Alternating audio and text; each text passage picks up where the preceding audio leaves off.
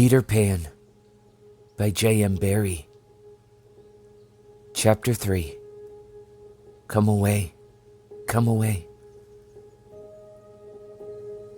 For a moment after Mr. and Mrs. Darling left the house, the nightlights by the beds of the 3 children continued to burn clearly.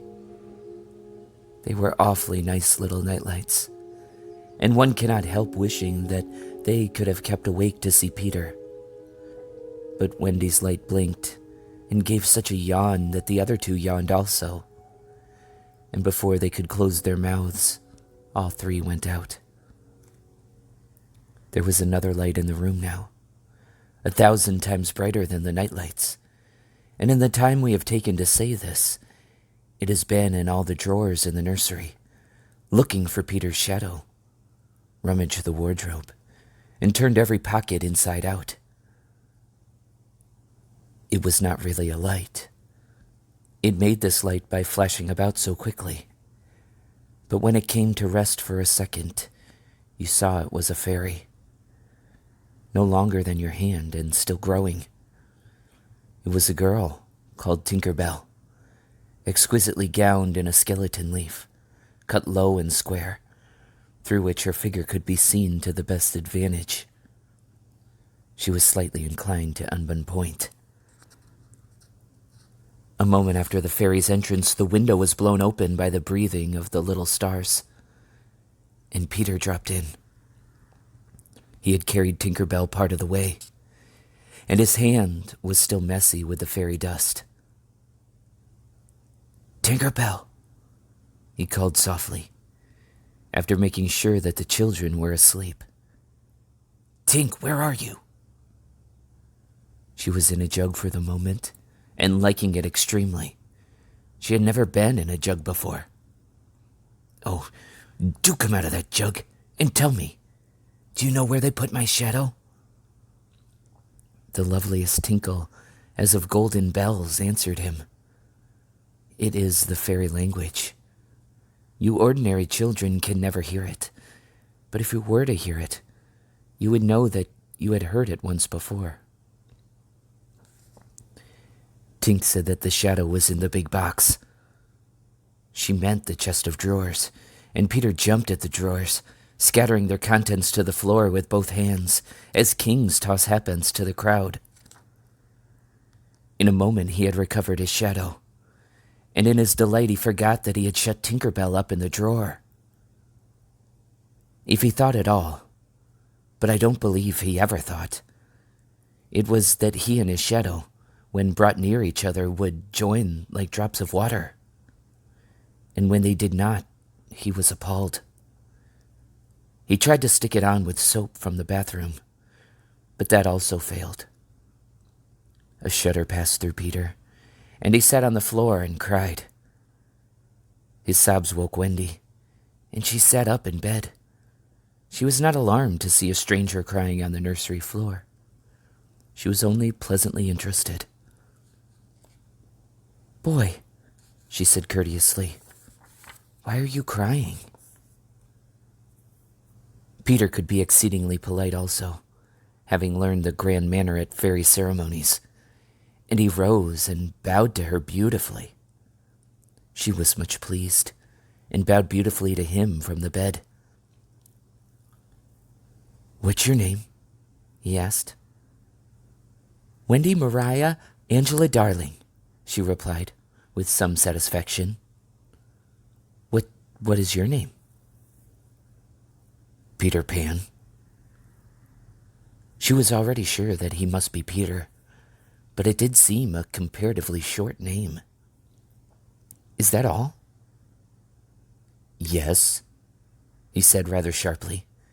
He felt for the first time that it was a shortish name. "I'm so sorry," said Wendy Mariah Angela. "It doesn't matter," Peter gulped. She asked where he lived. "Second to the right," said Peter. "And then straight on till morning." "What a funny address." Peter had a sinking. For the first time he felt that perhaps it was a funny address. "No, it isn't," he said. I mean, Wendy said nicely, remembering she was the hostess. Is that what they put on the letters? He wished she had not mentioned letters. Don't get any letters, he said contemptuously. But your mother gets letters. Don't have a mother, he said. Not only had he no mother, but he had not the slightest desire to have one. He thought them very overrated persons. Wendy, however, felt at once that she was in the presence of a tragedy. Oh, Peter, no wonder you were crying, she said, and got out of bed and ran to him. I wasn't crying about mothers, he said rather indignantly. I was crying because I can't get my shadow to stick on. Besides, I wasn't crying. It has come off? Yes. Then Wendy saw the shadow on the floor, looking so draggled, and she was frightfully sorry for Peter. How awful, she said. But she could not help smiling when she saw that he had been trying to stick it on with soap. How exactly like a boy. Fortunately, she knew at once what to do. It must be sewn on, she said, just a little patronizingly. What's sewn? He asked. You're dreadfully ignorant. No, I'm not. But she was exulting in his ignorance. I shall sew it on for you, my little man, she said, though he was as tall as herself, and she got out her housewife and sewed the shadow onto Peter's foot. I dare say it will hurt a little, she warned him. Oh, I shan't cry, said Peter, who was already of opinion that he had never cried in his life. And he clenched his teeth and did not cry, and soon his shadow was behaving properly, though still a little creased. Perhaps I should have ironed it, Wendy said thoughtfully. But Peter, boy-like, was indifferent to appearances, and he was now jumping about in the wildest glee. Alas, he had already forgotten that he owed his bliss to Wendy. He thought he had attached the shadow himself. How clever I am, he crowed rapturously. Oh, the cleverness of me. It is humiliating to have to confess that this conceit of Peter was one of his most fascinating qualities. To put it with brutal frankness, there never was a cockier boy. But for the moment, Wendy was shocked. You conceit, she exclaimed with frightful sarcasm. Of course I did nothing. You did a little, Peter said carelessly, and continued to dance.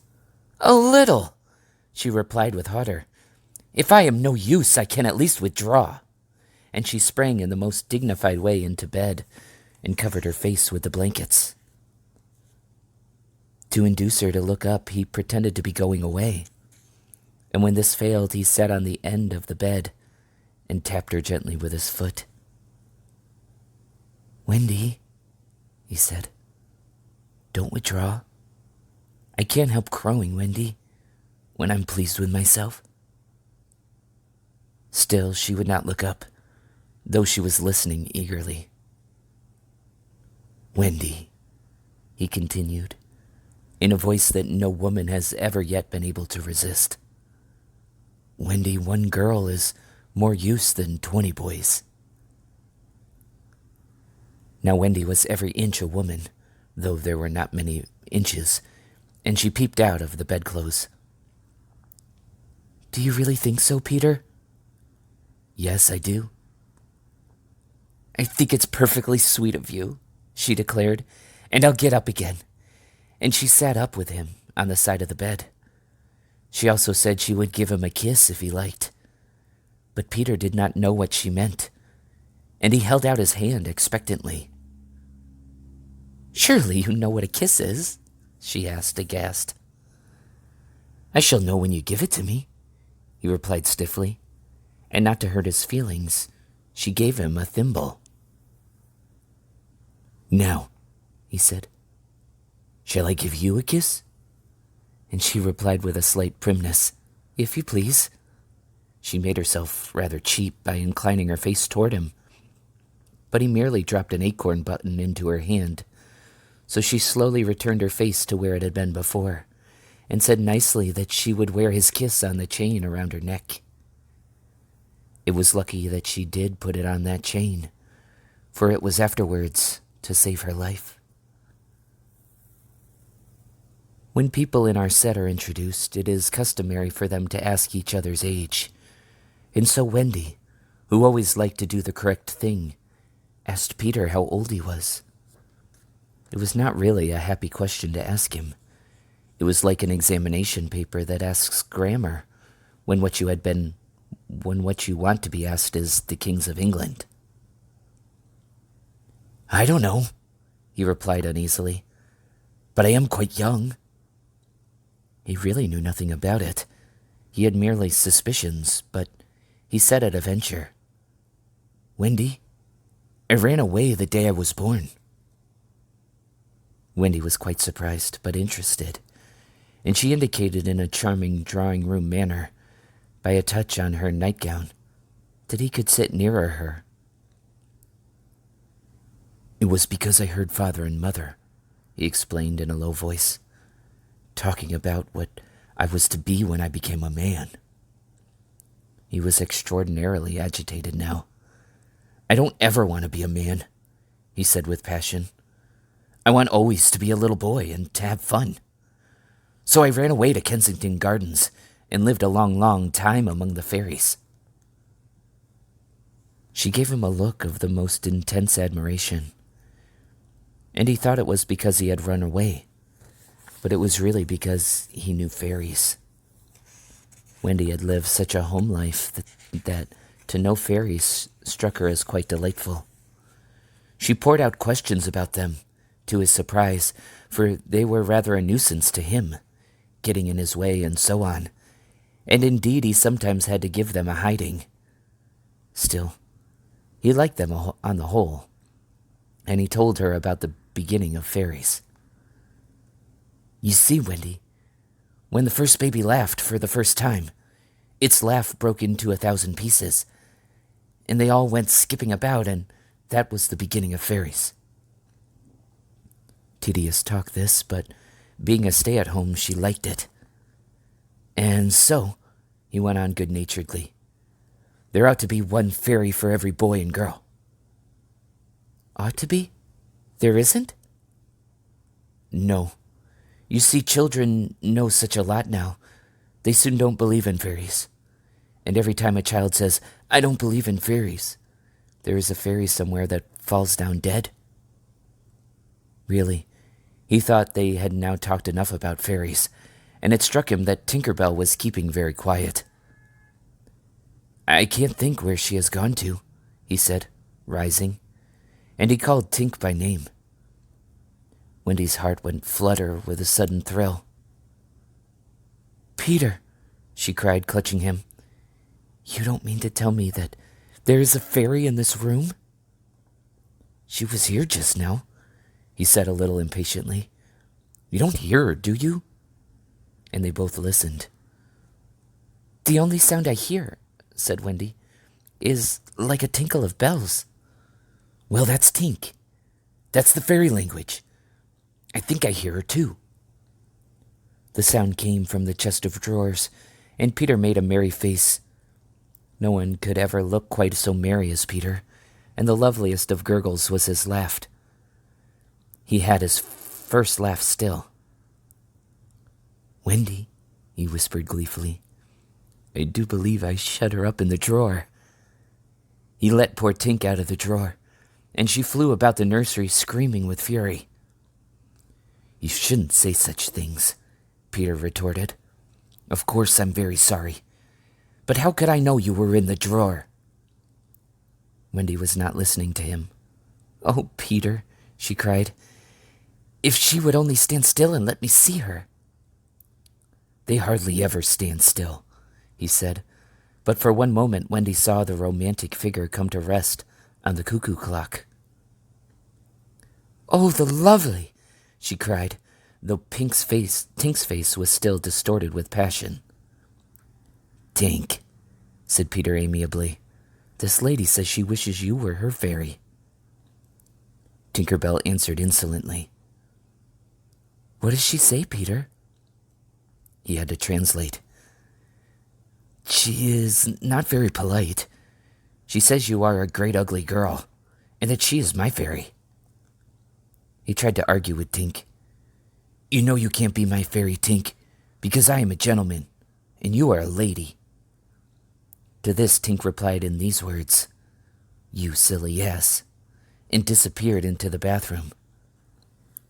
She is quite a common fairy, Peter explained apologetically. She is called Tinker Bell because she mends the pots and kettles. They were together in the armchair by this time, and Wendy plied him with more questions. If you don't live in Kensington Gardens now, sometimes I do still. But where do you live mostly now?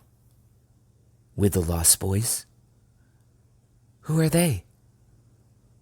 They are the children who fall out of their preambulators when the nurse is looking the other way. If they are not claimed in 7 days, they are sent far away to the Neverland to defray expenses. I'm captain. What fun it must be. Yeah, said cunning Peter, but we are rather lonely.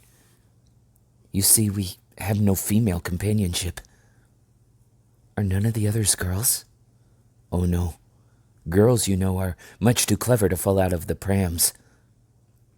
This flattered Wendy immensely. I think, she said, it is perfectly lovely the way you talk about girls. John there just despises us. For reply, Peter rose and kicked John out of bed, blankets and all. One kick. This seemed to Wendy rather forward for a first meeting, and she told him with spirit that he was not captain in their house. However, John continued to sleep so placidly on the floor that she allowed him to remain there. And I know you meant to be kind, she said, relenting, so you may give me a kiss. For the moment she had forgotten his ignorance about kisses. I thought you would want it back, he said a little bitterly, and offered to return her the thimble. Oh dear, said the nice Wendy. I don't mean a kiss, I mean a thimble. What's that? It's like this. She kissed him. Funny, said Peter gravely. Now, shall I give you a thimble? If you wish to, said Wendy, keeping her head erect this time. Peter thimbled her, and almost immediately she screeched. What is it, Wendy? It was exactly as if someone were pulling my hair. That must have been Tink. I never knew her so naughty before. And indeed, Tink was darting about again, using offensive language. She says she will do that to you, Wendy, every time I give you a thimble. But why? Why, Tink? Again Tink replied, You silly ass. Peter could not understand why, but Wendy understood, and she was just slightly disappointed when he admitted that he came to the nursery window, not to see her, but to listen to stories. You see, I don't know any stories. None of the Lost Boys know any stories. How perfectly awful, Wendy said. Do you know, Peter asked, why swallows build in the eaves of houses? It is to listen to the stories. Oh, Wendy, your mother was telling you such a lovely story. Which story was it? About the prince who couldn't find the lady who wore the glass slipper? Peter, said Wendy excitedly, that was Cinderella, and he found her, and they lived happily ever after. Peter was so glad that he rose from the floor, where they had been sitting, and hurried to the window. Where are you going? She cried with misgiving. To tell the other boys. Don't go, Peter, she entreated. I know such lots of stories. Those were her precise words, so there could be no denying that it was she who first tempted him. He came back, and there was a greedy look in his eyes now, which ought to have alarmed her, but did not. "Oh, the stories I could tell to the boys," she cried, and then Peter gripped her and began to draw her toward the window. "Let me go," she ordered him. "Wendy, do come with me and tell the other boys." Of course, she was very pleased to be asked, but she said, "Oh dear, I can't. Think of Mummy. Besides, I can't fly." "I'll teach you." "Oh, how lovely to fly." "I'll teach you how to jump on the wind's back, and then away we go."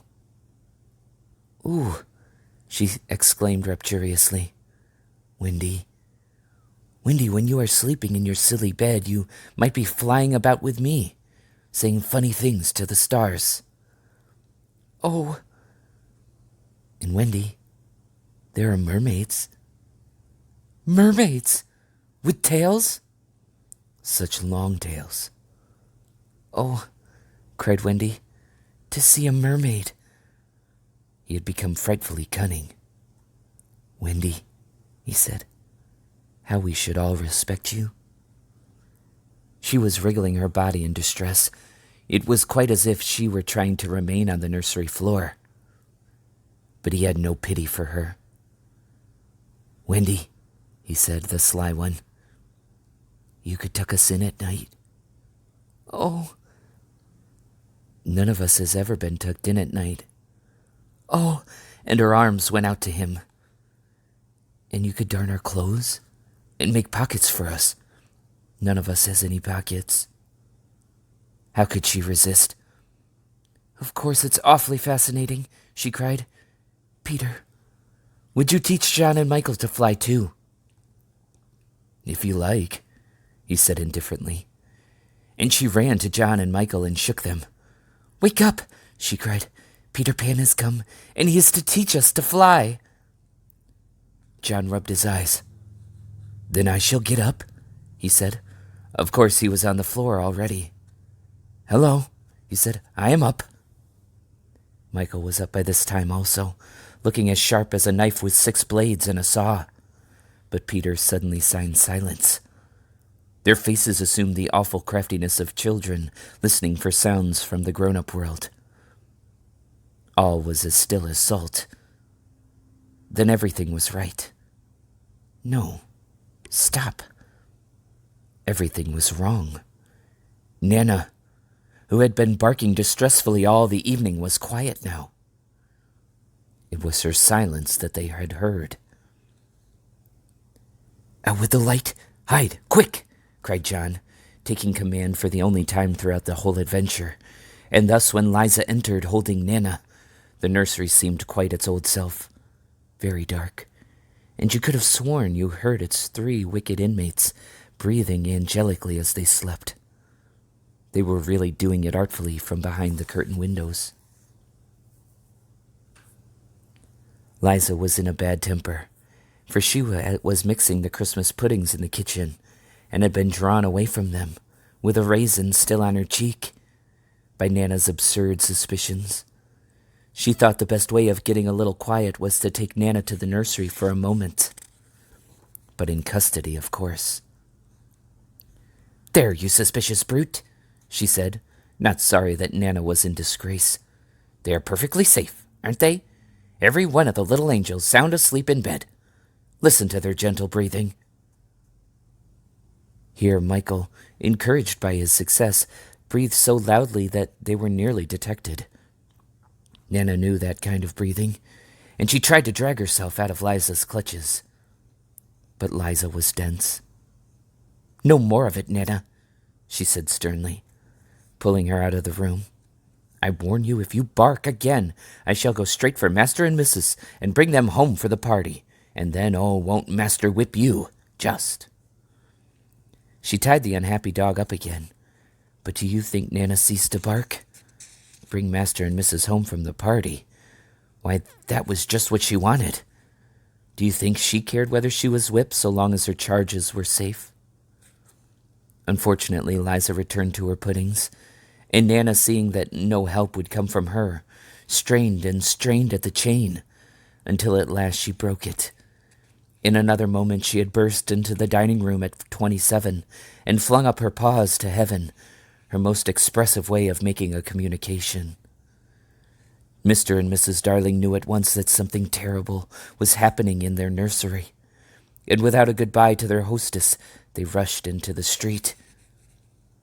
But it was now 10 minutes since 3 scoundrels had been breathing behind the curtains, and Peter Pan can do a great deal in 10 minutes. We now returned to the nursery. "It's all right," John announced, emerging from his hiding place. "I say, Peter, can you really fly?" Instead of troubling to answer him, Peter flew around the room, taking the mantelpiece on the way. "How topping," said John and Michael. "How sweet," cried Wendy. "Yes, I'm sweet. Oh, I am sweet," said Peter, forgetting his manners again. It looked delightfully easy, and they tried it first from the floor and then from the beds, but they always went down instead of up. "I say, how do you do it?" asked John, rubbing his knee. He was quite a practical boy. "You just think lovely, wonderful thoughts," Peter explained, "and they lift you up in the air." He showed them again. "You're so nippy at it," John said. "Couldn't you do it very slowly once?" Peter did it both slowly and quickly. "I've got it now, Wendy," cried John, but soon he found he had not. Not one of them could fly an inch, though even Michael was in words of 2 syllables, and Peter did not know A from Z. Of course, Peter had been trifling with them, for no one can fly unless the fairy dust has been blown on him. Fortunately, as we have mentioned, one of his hands was messy with it, and he blew some on each of them, with the most superb results. "Now just wiggle your shoulders this way," he said, "and let go." They were all on their beds, and gallant Michael let go first. He did not quite mean to let go, but he did it, and immediately he was borne across the room. "I flewed!" he screamed while still in the midair. John let go and Wendy near the bathroom. "Oh, lovely. Oh, ripping. Look at me. Look at me. Look at me." They were not nearly so elegant as Peter. They could not help kicking a little, but their heads were bobbing against the ceiling, and there is almost nothing so delicious as that. Peter gave Wendy a hand at first, but had to desist. Tink was so indignant. Up and down they went, and round.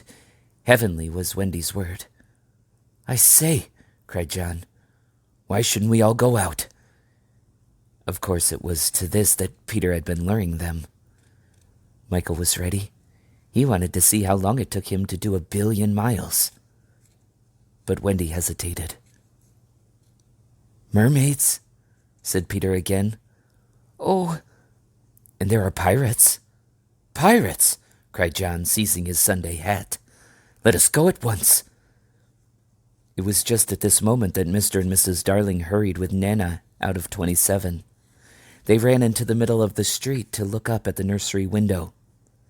And yes, it was still shut, but the room was ablaze with light, and most heart-gripping sight of all, they could see in shadow on the curtain 3 little figures in night attire, circling round and round, not on the floor but in the air. Not 3 figures, 4. In a tremble they opened the street door. Mr. Darling would have rushed upstairs, but Mrs. Darling signed to him to go softly. She even tried to make her heart go softly. Will they reach the nursery in time? If so, how delightful for them, and we shall all breathe a sigh of relief. But there will be no story. On the other hand, if they are not in time, I solemnly promise that it will all come right in the end. They would have reached the nursery in time had it not been that the little stars were watching them. Once again the stars blew the window open, and that smallest star of all called out, "Cave Peter!" Peter knew that there was not a moment to lose. "Come," he cried perilously, and soared out at once into the night, followed by John and Michael and Wendy. Mr. and Mrs. Darling and Nana rushed into the nursery too late. The birds were flown.